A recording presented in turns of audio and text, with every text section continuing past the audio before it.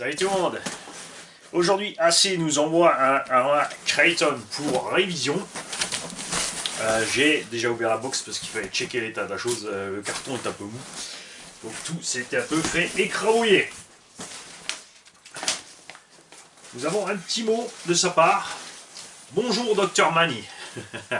Comme convenu par mail, tu trouveras mon Kraton pour révision qui en a bien besoin après un an d'utilisation. Pour info, je passe environ 6 packs par semaine, toujours en 4. Il m'arrive de passer du 6S, mais rarement peut-être 3 packs par mois. Je fais surtout des prairies et de temps en temps des petits sauts de 1 mètre maxi. Pour les postes à revoir, les amortisseurs avant ont des fuites, manquent sans doute d'huile. Les noix avant à changer, je pense à toi d'en juger. Triangle arrière qui ont du jeu, mais ça ne dérange pas, donc changer si incidence manifeste sur le comportement de la machine. Vérifier les différents bruits, craquements importants à faible vitesse et les roues avant tournent difficilement quand les amortisseurs sont détendus. Alors quand les amortisseurs sont détendus, c'est possible que l'angle soit trop grand et que tu aies sûrement les carnons qui frottent au fond des noix, ce qui provoquera aussi forcément ce craquement. Vérifier les roulements, axe d'hexagone de roue arrière droit perdu, une paire de roues à coller, j'ai essayé mais c'est un désastre. Quoi, tu t'es coulé les doigts et les doigts sur la table. Synchronisation radio, sûrement à revoir car délai de 3 secondes avant réaction de la machine après avoir accéléré sur la radio. Ok, donc ça c'est le neutre à refaire. C'est toujours un peu flou sur ces radios Arma, l'histoire du potard du trim des gaz. Et accessoirement, souvent sur les chocs, remarquez que cette série de Vario, on a des petits dysfonctionnements de ce genre. Si tu as un pare-choc maison, je prends pour l'arrière. On va te faire ça, c'est pas un problème. Une idée pour mettre une carrosserie incassable, peut-être type Nero avec les supports appropriés. Si oui, je prends les deux. Ouais, ça c'est pas un problème, on l'avait déjà fait, on avait monté un carreau de Seine Colossus sur un Kraton. C'est pas un problème, hein. Il suffit de mettre des supports sur les tourelles, de virer le support d'aileron et de mettre une carreau de MT. Je te laisse voir ce que tu peux faire de tout ça. Encore un grand merci de ton travail, investissement et pour tes conseils. Continue comme ça, vive la RC. PS, cadeau perso au fond du carton.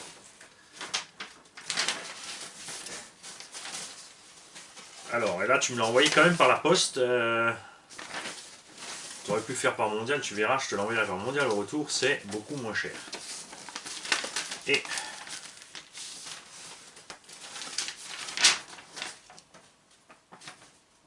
ah, tu l'as mis en double.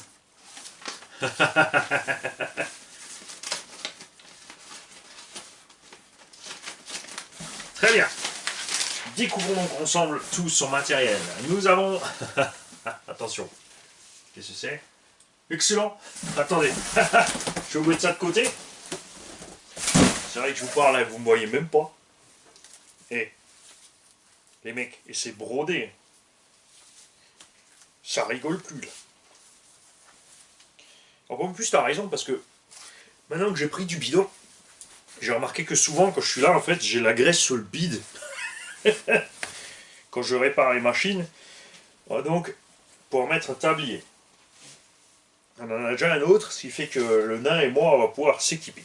Et hop, voilà.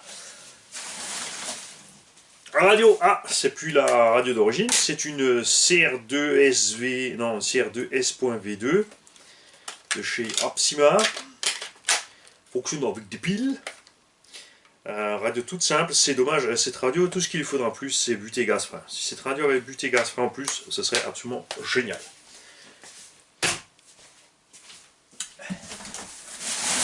C'est ce qui manque d'ailleurs sur beaucoup de radios, en fait, même il n'est pas cher, hein, c'est pas un problème de faire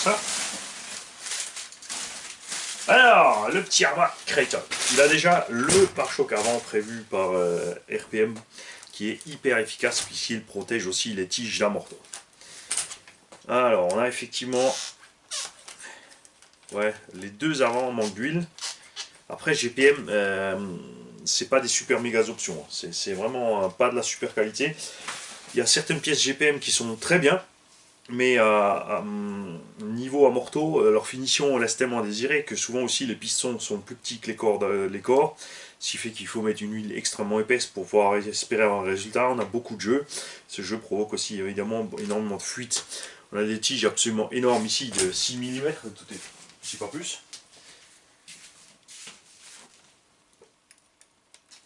Ouais, non c'est du 5. 5 mm de tige avec un corps d'amorto en 17.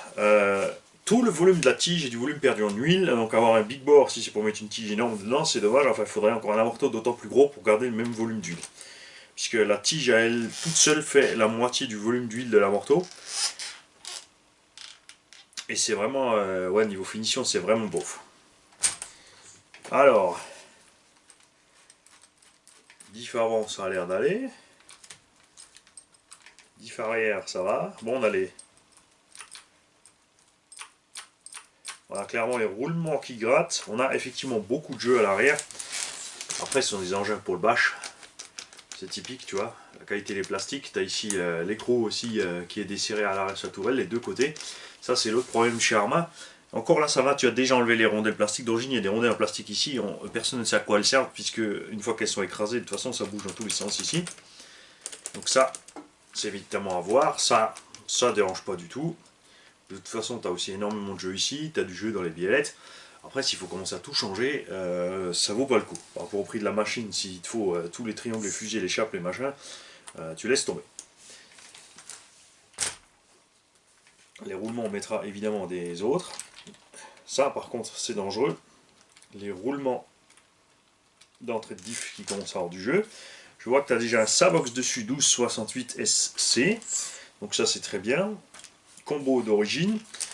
L'engin a de la rouille sur les vis parce qu'il a vu la flotte. Après, les vis Arma, c'est comme les vis Traxxas, ça rouille. La seule différence, c'est qu'Arma, on est moins fâché avec eux, étant donné le prix de départ. Les Kraton V2, même les V3, on les chope à 420-430 euros. Comparé aux 700 euros d'un Erevo, ça fait mal au cul le prix de Traxxas. Le plus gros souci aussi de Arma, ce sont toujours ces vis ici qui ont tendance à sortir des pivot balls et de libérer le pivot. Donc ça, il faut régulièrement le resserrer. Là, ça va parce qu'ils ont passé sur des vis alu. Les premiers avaient des vis plastiques à l'intérieur. Support d'aileron a l'air de tenir bon. C'est un V3. La réponse est dans le bac à batterie. On a déjà aussi les renforts sur les cellules avant. Sur le V4, ils ont fait plein de choses différentes. Alors ça n'a pas l'air, mais il y a énormément de différences. Il n'y a pas seulement le renfort de châssis central en plus. Du fait de ce renfort de châssis central en plus, ils ont simplifié l'accès au diff central. Ça, c'est très bien. Ils ont encore renforcé des éléments sur les cellules et sur les fusées et autres. Comme à son habitude, en fait, Arma, à chaque nouvelle sortie de modèle, fait des améliorations et c'est sympa. Le prix, évidemment, à chaque fois qu'un nouveau modèle sort, grimpe un petit peu. Finit toujours par redescendre avant le prochain. Donc, au final, on va se retrouver aussi avec des machines, si continue comme ça, à 600-700 euros. Par contre, effectivement, au niveau de l'évolution de la qualité et de la technique, ça sera super. Et comme l'ancien modèle, comme il change régulièrement de modèle et que l'ancien modèle du coup est en chute libre à niveau du prix, c'est aussi sympa pour les gens qui ont un petit budget, qui ont commencé avec des machines occasion à des prix ridicules. Axe et noix de cardan, évidemment, ça se bouffe. Mais rien de bien méchant. T'as effectivement, alors, t'as une noix de cardan qui est complètement bouffée. Et le problème, effectivement, comme je disais, bon, déjà, on a les cardans qui sont tordus. Tu vois, regarde. Le débattement est trop loin. Et tu as les noix qui tapent au fond des cardans. Ce qui te fait fonctionner très bizarrement ton diff. Et ça vient du trop grand débattement. Alors c'est bien d'avoir mis des gros amortos, mais là il y en a trop. Il faut donc utiliser la vis de butée qui est sur le triangle pour remonter un peu le triangle, pour empêcher ça. Parce que regarde, si j'appuie un petit peu dessus, regarde, tu vois, là ça tourne nickel. Et quand je relâche, ça va bloquer. Et c'est ce qui fait ton clac clac clac clac clac clac au moment de l'accélération. En plus, tu as ce côté qui bloque, mais pas l'autre, ce qui fait que lui, il a tout pris dans la tronche et c'est la raison pour laquelle tes noix sont déglingos. Le plus gros point faible Arma reste les noix au niveau de l'entrée du diff. Quand tu fais mouliner et chauffer, tu te retrouves avec des fuites d'huile ici et des diffs détruits. Ça fait évidemment aussi bouger les pignons et satellites à l'intérieur. Ça, c'est quelque chose qui a diminué du fait qu'ils ont, sur les modèles suivants, ensuite mis des huiles de plus en plus dures dans les diffs pour éviter de mouliner au niveau des roues avant et de permettre de passer la puissance au sol. Ça, c'est bien. Par contre, comme énormément de gens font du bâche et des sauts avec, ils ont commencé à durcir les huiles de suspension à fond sur les RTR sortis du carton et sur les V3. Moi perso, hein, ça chacun fait comme il veut, On a le même problème que sur le Serpent MTE, c'est que surtout à l'arrière, enfin sur le Serpent c'est devant et derrière, mais surtout à l'arrière sur le Kraton on a une huile de diff beaucoup trop dure, ce qui fait que l'engin ne squatte pas, il part rapidement en wheeling, et quand il te prend une ornière, et ben t'as le cul qui dégage. Voilà. Donc moi perso je préfère assouplir l'arrière. Il est livré un peu plus dur derrière que devant, alors que moi je préfère faire plus dur devant que derrière. Mais ça c'est chacun son style de conduite, c'est à chacun de trouver sa mesure et ce qui lui convient. Donc là on va lui faire évidemment un nettoyage à fond. On va enlever l'électronique avant de faire ce nettoyage, puisque le cerveau n'est pas waterproof, le combo oui, mais c'est pas une raison pour le baigner. Et ensuite on démontera, on verra en détail ensemble tous. Il n'y a rien spécialement de cassé, il y a vraiment juste de l'usure. Une fois qu'on aura resserré là-haut, déjà ton jeu ici, là c'est sûr ça a l'air catastrophique, mais quand on a resserré en haut c'est bien, ça ira nettement mieux, tu verras. Au sujet de l'axe, je ne sais pas si tu parlais de ça, ou si tu as perdu autre chose. Voilà. Après globalement pour un engin qui sert, ça va, t'en fais pas, moi aussi j'ai des engins qui me servent toute la semaine, je les nettoie pas non plus systématiquement à chaque fois. Tes tourelles sont encore bien droites. Donc effectivement, je peux confirmer, vu aussi l'usure générale du véhicule, que tu n'es pas une brute. Tu n'es pas un pro de l'entretien, mais clairement pas une brute. Et c'est là aussi qu'on voit clairement que ces Arrma sont des bonnes pattes. Rien à dire. Et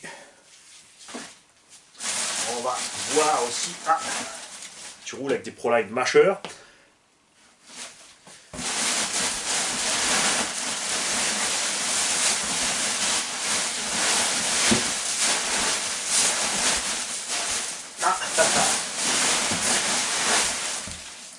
Il n'y a que 2 Proline Masher. Donc est-ce que ça veut dire que tu as réussi à décoller des Proline? Quand tu m'as dit pneus décollés, je pensais à autre chose. Ça c'est quand même assez rare de voir ça chez Proline. Enfin moi ça m'est pas arrivé encore de décoller des Masher. Donc c'est pas un souci, je vais te recoller ça. On va brosser tout ça. Je vais utiliser la Dremel avec une petite brosse métallique. On va passer un coup de Dremel là-dessus. Quand tu recolles les pneus, le plus ennuyeux c'est surtout aussi la colle qui reste ici sur le pneu. Donc il faut s'assurer d'avoir enlevé les résidus avant de recoller le tout. Après il y a 2 options, soit on décolle la totale et on recolle le tout, soit on décolle uniquement là où ça s'est décollé et après au fur et à mesure que ça se redécolle il faudra recoller. Donc là je vais voir, on verra ça. Donc je vais essayer de te décoller ce pneu pour te le recoller. Ah oui effectivement je confirme, tu m'as fait un massacre, mais c'est parce que tu utilises de la colle qui n'est pas adaptée à ça. Tu utilises de la colle flexible et ça va pas du tout pour ce genre de réparation. Ouh, Bani va avoir un peu de travail pour enlever tout ça. Et le petit scotch pour refaire le carton pour le retour. Très probablement tu recevras un autre carton parce que celui-là ne résistera clairement pas à l'aller-retour par la poste. Bonne journée à toi et bonne journée à tous les autres aussi, et merci pour le tablier. Salut.